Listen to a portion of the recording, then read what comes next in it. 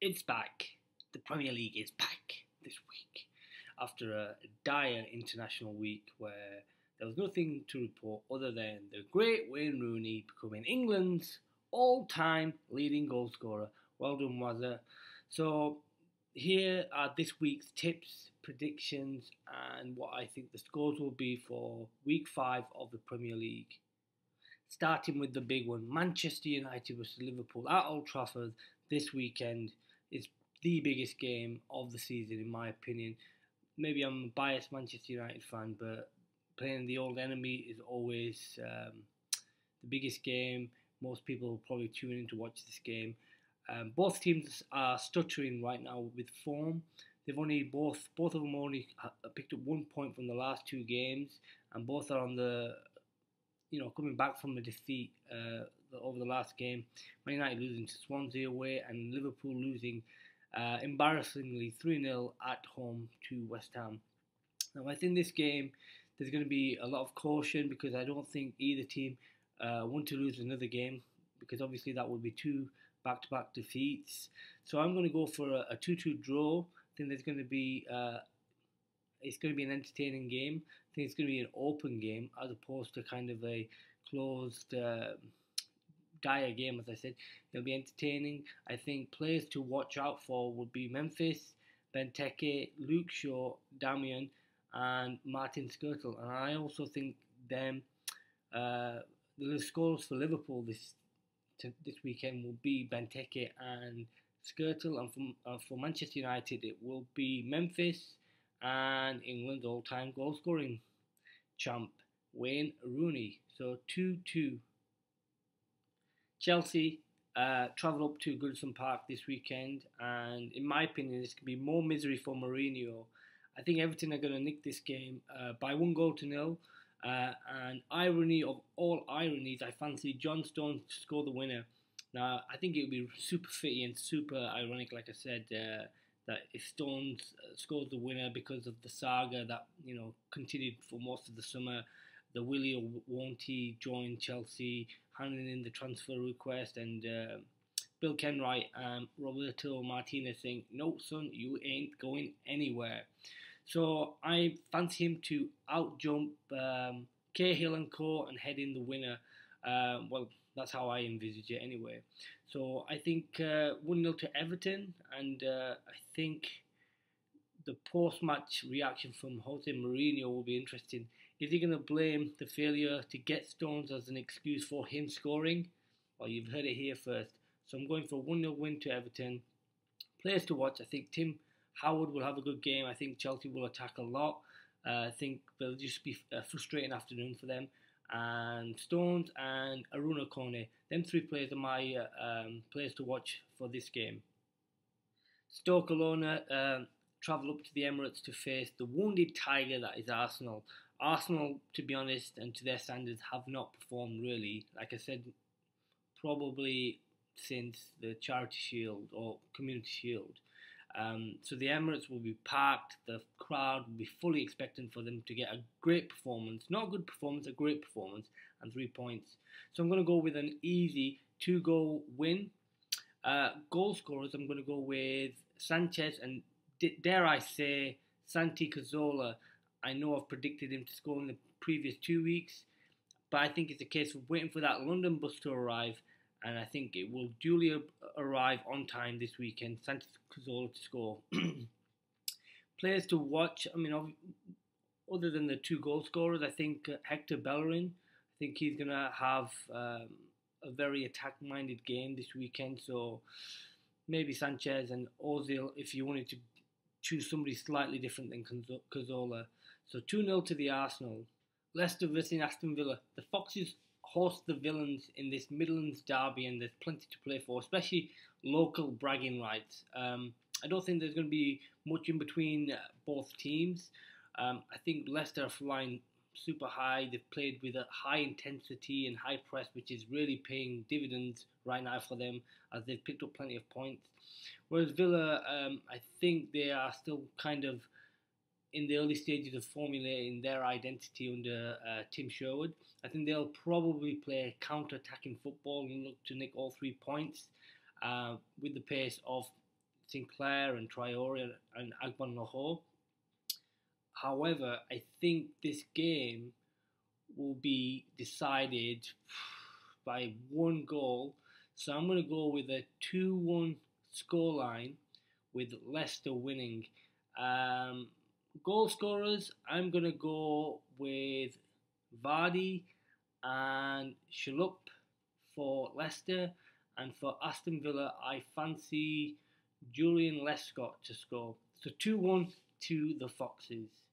Crystal Palace take on the mighty, unstoppable Manchester City at this moment in time. Alan Pardew will need no motivating as his team have just beaten last year's champion, and he'll be thinking, can we beat this year's champs? I know. It takes some calling to say that Man City are probably going to win the league after 5 games, but I really do fancy Man City to win it this year, especially with the signings they've made this summer. They've just added a lot of strength and pace to the team, so I fully expect them to win the league. However, let's come back to the game. I think Selhurst Park will be rocking, and it's not an easy place to go to, so I'm going to go for a shock. Well, you can't call it a shock anymore, to be honest. I'm going to go with a 2-1 win to Palace, and goal scorers, I'm going to go with Scott Dan and Zaha. So Scott Dan, Zaha. And for City, I'm going to go with Sergio Aguero. So I'm going for a 2-1 home win to Crystal Palace. Norwich host Bournemouth for this bottom of the league clash. The reason why I say that, I expect both these teams to kind of be fighting it out at the end of the season to avoid relegation. This game, I think, will be a very, very cautious affair. Neither team wants to give anything away. So therefore, I'm going to go for this game to be a draw. I'm going to go for a score draw, 1-1. Norwich, I think, will take the lead, and then Bournemouth will they have to equalise. So I will go for my boy Wilson again for Bournemouth. I think he's hit some form right now. And for Norwich, I fancy Wes Hoolahan. So it's 1-1.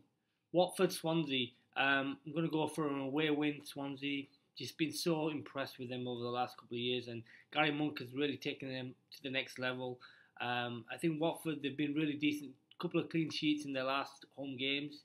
However, I just think the strength of Gomes and the form of John Joe Shelvey and Gylfi Sigurdsson, past week, scoring for Iceland. I think they're just going to have too much for Watford. I'm going to go with a 1-0 win to Swansea. And I'm going to, dare I say, Gomes. No, I think it'll be Gylfi Sigurdsson opening his account this weekend. So he'll probably be someone to keep an eye out this week for fantasy football players and fans and supporters. So 1-0 to the Swansea. Sunderland, Spurs. This could go anywhere, to be honest with you. Sunderland could win, Sunderland could draw, or Sunderland could lose. I know that's not some crazy prediction. I just honestly can't put my finger on Sunderland right now, because when I expect them to have a poor performance, they do well. And I suppose the same could be said for Spurs as well. But I think I'm going to go with an away win for Tottenham, just because I think Harry Kane has to break his duck. I mean, having scored for England during the internationals, I think he'll have a lot more confidence, and I think he'll definitely stick one away, whether it's to tap in or a penalty or something. So I'm going to go with a 2-1 win to Spurs. I think there's going to definitely be more misery for Sunderland and the Mackhams. I really think this could be the year that they go down. I think there's a lot of chaos and anarchy back in the back room. I think Dick Advocaat is very prehistoric with his methods and tactics. I think they might have worked maybe 10, 20 years ago. I just can't see them staying up.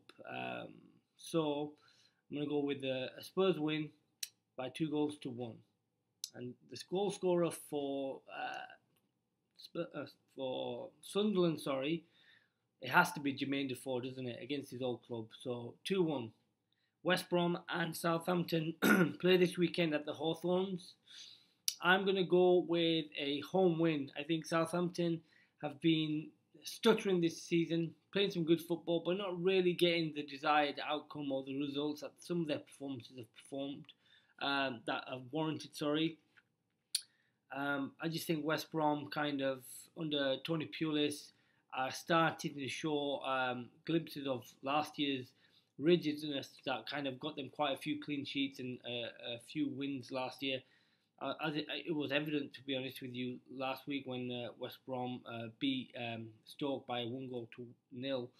I think it's going to be 1-0, and I'm going to go with Ricky Lambert, the former Saint, coming back to haunt them. So 1-0 to West Brom. West Ham United host Newcastle United this weekend at Upton Park.